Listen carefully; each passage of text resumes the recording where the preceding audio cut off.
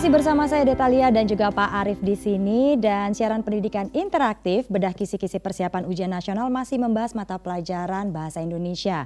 Dan pemirsa lain telepon di 0800 140 3046 atau pemirsa juga bisa bertanya melalui Facebook Televisi Edukasi atau SMS di nomor telepon 0821 11211 773. Dan tidak lupa kami ingatkan di akhir acara nanti akan hadir kuis Si Kuadran, kuis cerdik, cepat, cermat, dan ceria. Jadi ingat-ingat lagi materi yang telah disampaikan di awal acara sampai dengan nanti detik terakhir sebelum dilangsungkannya kuis. Oke, baik Pak Arief, tadi kita sudah membahas 3 indikator ya. Betul. Silakan dilanjutkan Pak Arief. Nah, indikator yang keempat kita akan membahas tentang menyimpulkan isi paragraf. Jadi kalau tadi berupa iklan, kemudian teks, biografi, sekarang tentang paragraf. Ya, baik. Lihat tayangan berikut ini. Ya, lihat yang ada di sini. Oh, ini bacaan dari sehingga menekan kemacetan. koran. Aturan plat nomor kendaraan ganjil genap rencananya akan diterapkan Juni mendatang. Kebijakan ini diharap dapat menekan volume kendaraan bermotor di jalan-jalan Jakarta, sehingga menekan kemacetan. Menurutnya, sementara ini solusi ganjil genap adalah cara singkat membatasi jumlah kendaraan yang beroperasi di jalan-jalan ibu kota. Koran, kemudian dari koran tersebut tentunya berupa tulisan-tulisan atau berupa paragraf ya Mbak ya. Nah kemudian, ini berkaitan dengan yang akan kita bahas, yaitu menyimpulkan isi paragraf. Kadang-kadang anak-anak tidak tahu bagaimana paragrafnya panjang atau banyak paragraf. Kemudian ini maksudnya apa sih, kesimpulannya dari bacaan ini apa sih, merasa kebingungan. Ini apa yang begitu. dibicarakan? Apa yang dibicarakan gitu. Nah sebenarnya dari situ ada kata kuncinya, ada sesuatu yang bisa diambil apa sih clue-nya gitu, atau kata kuncinya untuk menemukan kesimpulannya apa sih dari bacaan tersebut ada. Mari kita lihat yang ada di sini. Silakan Pak Arief. Nah, ini saya ambilkan dari bacaan. Perhatikan paragraf berikut. Sepeda memiliki magnet bagi banyak orang. Bukan hanya anak-anak yang menggemari sepeda, para remaja, orang dewasa, usia produktif, hingga orang-orang yang sudah beranjak tua senang bersepeda. Bahkan kini sepeda sudah menjadi bagian dari gaya hidup masyarakat perkotaan. Kalau dilihat dari bacaan ini, beberapa waktu yang lalu saya pernah menyampaikan dalam acara ini juga tentang mencari gagasan pokok. Tetapi itu agak berbeda dengan menemukan simpulan. Pertanyaannya adalah ini Mbak Dita. Nah, simpulan dari paragraf tersebut apa? Simpulan isi paragraf tersebut adalah A. Sepeda dapat dijumpai dimanapun. B. Sepeda sebagai alat transportasi modern. C. Sepeda bermanfaat bagi kesehatan masyarakat. D. Sepeda digemari oleh berbagai lapisan masyarakat. Kalau yang dibicarakan tentang apa sih? Tentang sepeda. Yo, kalau begitu A, B, C, D membicarakan tentang sepeda semua. Iya, betul. Kalau begitu. Nah, pertanyaannya, kesimpulannya jadi bagaimana? Kalau begitu. Nah, kita lihat nih. Mari kita lihat. Sepeda dapat dijumpai dimanapun. Ya, tadi ada memang bacaan yang ada seperti itu. Kemudian yang B, sepeda sebagai alat transportasi modern. Iya, tadi ada bacaan di situ. Sepeda bermanfaat bagi kesehatan masyarakat. Yang D, sepeda digemari oleh berbagai lapisan masyarakat. Nah, dari bacaan tadi kita dapat melihat itu bahwa A, B, C, D hanya merupakan bagian dari bacaan tersebut. Sedangkan dari bacaan itu kita bisa mengambil sebuah kesimpulan. Kalau sepeda dipakai oleh orang tua, oleh orang yang bekerja, oleh orang yang sudah lanjut usia bahkan mau naik sepeda juga, kalau begitu bisa diambil kesimpulan. Berarti segala lapisan masyarakat yang D ya, digemari oleh berbagai lapisan masyarakat. Oke, nah itu dia jawabannya. Iya, sekarang kita lanjutkan menjawab pertanyaan dari SMS dari nomor telepon 085866 sekian. Adakah cara yang cepat dan tepat dalam menyimpulkan isi paragraf? Iya, ini. Nah ini agak perlu ketelitian ya Pak ya. Ya, tapi sebenarnya ada kata kuncinya Mbak. Kata kuncinya Pak. Kata kuncinya ini Mbak. Saya mau kemukakan. Pas kebetulan pertanyaannya seperti itu, jadi langsung ke slide bagaimana berikut cara ini. menentukan simpulan kata kunci itu apa sih? Simpulan itu adalah pendapat akhir dari suatu uraian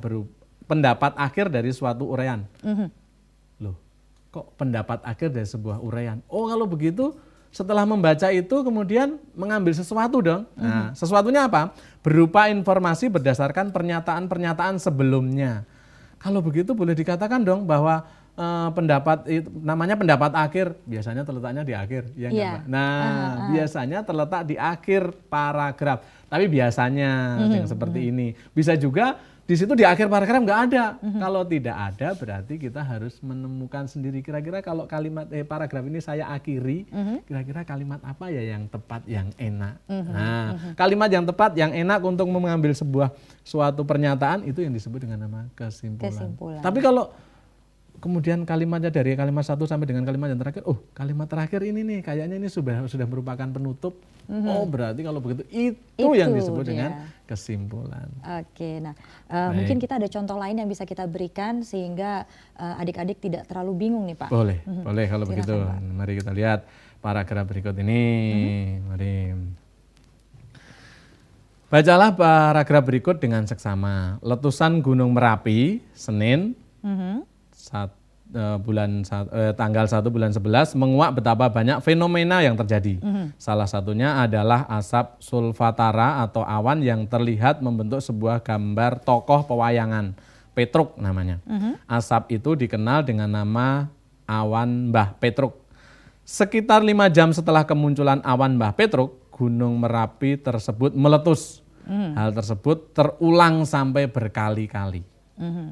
Terulang sampai 2 kali. Kalau begitu kita sebenarnya dari sini kesimpulannya berarti kalau begitu yang dibicarakan adalah tentang letusan Gunung Merapi dan awan panas dan awan yang membentuk sosok pewayangan Petruk tadi. Kalau begitu. Nah, kalau begitu bisa diambil kesimpulan nih. Bahkan orang sana kemudian mengambil kesimpulan, kalau muncul apa? Awan Mbah Petruk berarti meletus gunungnya. Berarti sebentar lagi akan meletus. Iya. Mbak Dita semakin tambah pintar saja nih. Bagaimana cara menentukannya ya Pak ya? Betul. Baik, kalau begitu jadi kalau itu dibuat pertanyaan maka simpulan paragraf tersebut yang tepat adalah awan Mbah Petruk muncul berbeda dengan asap sulfatara. Tentu enggak. Betul. Bukan kesimpulan itu. Tokoh Petruk dikenal sebagai tokoh yang suka jahil dalam cerita wayangan. Jauh tidak ada juga ceritanya ya. Munculnya awan Mbah Petruk menjadi penanda Gunung Merapi akan meletus. Ini hampir mirip Pak. Iya. Mari kita coba lihat yang D. 5 jam sebelum Gunung Merapi meletus tidak ditemukan awan Mbah Petruk. Malah salah. Iya. Kalau begitu yang betul adalah yang C. Tentunya nih. Baik, ini adalah kalimat kesimpulan. Ya. Nah tadi ditekankan juga sama Pak Arief harap hati-hati dalam membaca sebuah paragraf. Tidak berarti simpulan suatu paragraf itu berada di akhirnya. Ya, betul, tapi bisa jadi itu merupakan kata kunci. Ya, kata seperti itu ya Pak Arief ya. Tapi dapat tayangan berikut ini kalau masih bisa, ini Pak saya mau menunjukkan yang seperti itu. Silakan. Masih ada satu wacana lagi yang bisa kita berikan. Mari kita lihat. Saat ini mutu menjadi standar keunggulan dan daya saing dalam kehidupan. Lembaga pendidikan memiliki tanggung jawab yang besar dalam menghasilkan manusia yang bermutu. Mutu pendidikan dalam arti mikro adalah mutu hasil pembelajaran. Mutu pembelajaran yang bermutu merupakan indikator penting dalam keberhasilan pendidikan. Coba perhatikan kalimat yang terakhir. Yang dibicarakan tentang apa sih? Tentang mutu pendidikan. Betul. Iya, tentang mutu pendidikan. Mutu pendidikan itu bagaimana? Ditentukan oleh apa? Lihat kalimat yang terakhir. Pembelajaran yang bermutu merupakan indikator penting dalam keberhasilan pendidikan.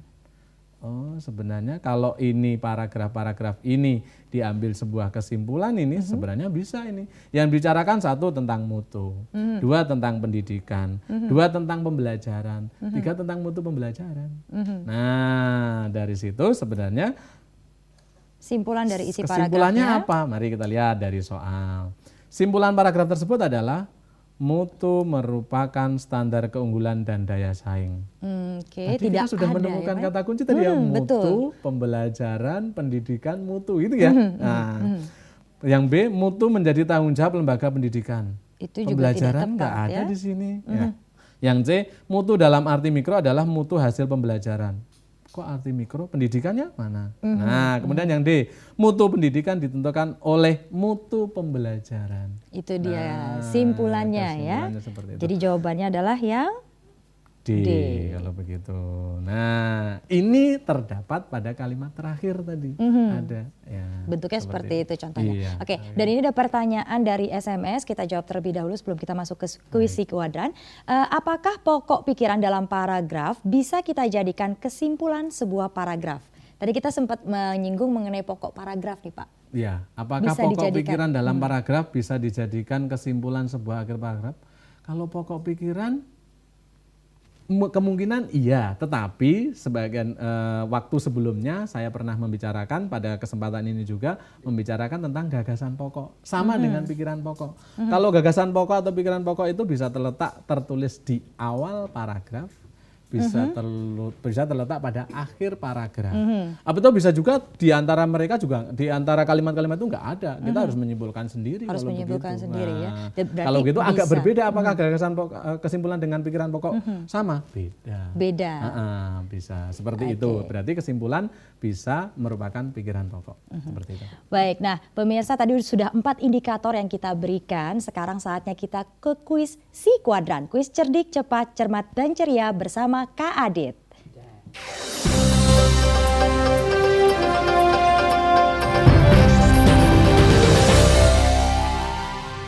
Iya, halo teman-teman, jumpa lagi sama Kak Adit dalam acara kuis si kuadran, cerdik, cepat, cermat, dan ceria. Bagi teman-teman yang ingin mengikuti kuis ini, caranya mudah sekali. Langsung telepon aja di 0800 140 3046. Sekali lagi di 0800 140 3046. Dan tentunya ada hadiah menarik buat teman-teman semua yang berhasil menjawab pertanyaan dari Kak Adit. Ya, sudah siap? Kak Adit bacakan pertanyaannya adalah: rumah dijual Jakarta Selatan, dijual cepat, harga nego banget. Cikoko, Pancoran, cocok untuk investasi. Luas tanah per luas bangunan 390 per 300. 22 kamar, kondisi 2 rumah kontrakan plus rumah induk. Call di 081 sekian. Pertanyaannya adalah, bagian iklan yang termasuk opini ialah A. Harga nego banget, atau B. Luas tanah per luas bangunan 333 per 340. Ya, sepertinya sudah ada penelpon masuk. Ya, halo, dengan siapa di mana? Halo, dengan siapa di mana? Husen di Bekasi. Ini dengan Husen di Bekasi. Husen, paspornya terlebih dahulu. Cerdik, cepat, cermat, dan ceria. Iya, betul sekali Husen. Langsung jawabannya. B. Yang A, yang mana? Yang B. Yakin yang B? Yakin. Sayang sekali Husein, jawaban kamu belum tepat. Yang benar jawabannya adalah yang A. Dan buat teman-teman semua, jangan patah semangat karena tentunya masih banyak hadiah menunggu untuk kamu-kamu semua yang berhasil menjawab pertanyaan dari Kak Adit. Dan sekarang saatnya Kak Adit pamit, kita balik lagi ke Kak Deta.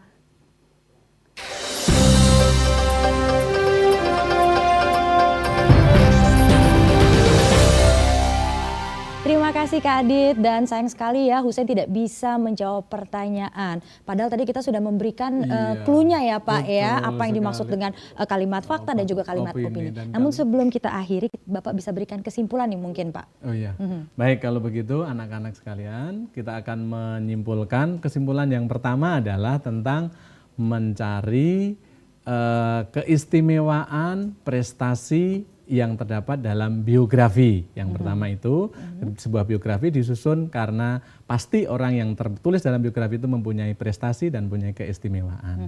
Yang kedua, membicarakan tentang iklan. Iklannya adalah menentukan fakta dan opini dalam iklan. Dan tadi sudah dikemukakan bahwa fakta itu adalah sesuatu yang benar-benar terjadi dan tidak bisa diragukan lagi, tidak bisa dibantah. Sedangkan opini adalah sesuatu yang bersifat subjektif dan kebenarannya relatif. Satu orang dengan orang lain akan mengatakan sesuatu yang berbeda.